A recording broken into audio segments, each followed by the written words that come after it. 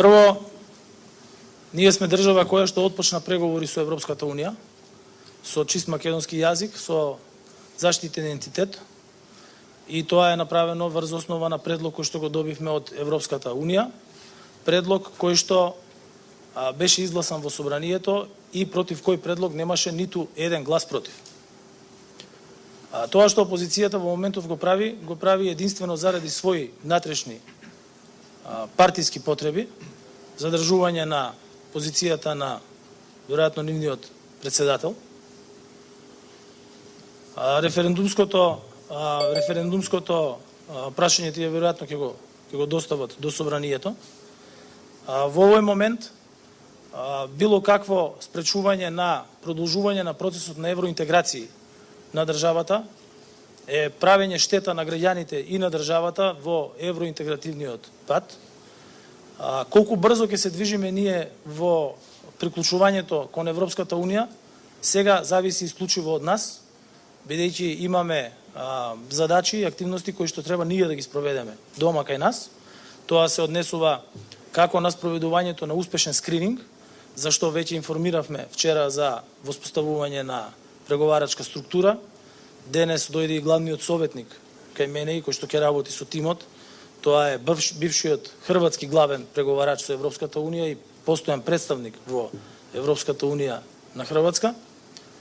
И се што се прави заради лични партиски цели е нешто што е против членството на државата во Европската Унија.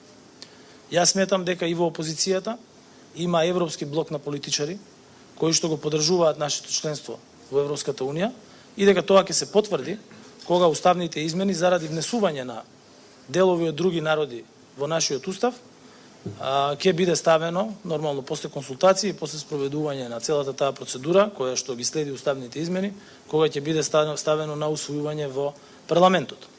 И уште нешто сакам да додадам, а тоа е дека истата таа опозиција беше против Преспанскиот договор заради тоа што ќе сме го изгубиле идентитетот. Нити изгубивме идентитет, нити го спомнуваат Преспанскиот договор. Истата таа опозиција организираше референдум против територијалната поделба во државата и за време на тој референдум кој беше неуспешен, зборуваше дека дента кога ќе дојдат на власт ќе ја укинат територијалната поделба. 11 години беа на власт, не ја укина територијалната поделба. Истата таа опозиција не беше во парламентот да гласа против договорот со Бугарија. Председателот на таа опозиција пред камери на бугарски јазик, на бугарскиот премиер, му кажа дека го поддржува договорот за добрососедство со Бугарија и сега излегува со референдумско прашање против договорот со Бугарија за кој што пред камери го поддржа. Тоа е една неконзистентност, гледање на лични партиски интереси кои што немаат никаква поддршка ниту кај граѓаните, ниту кај политичките партии во опозицијата. Ви благодарам.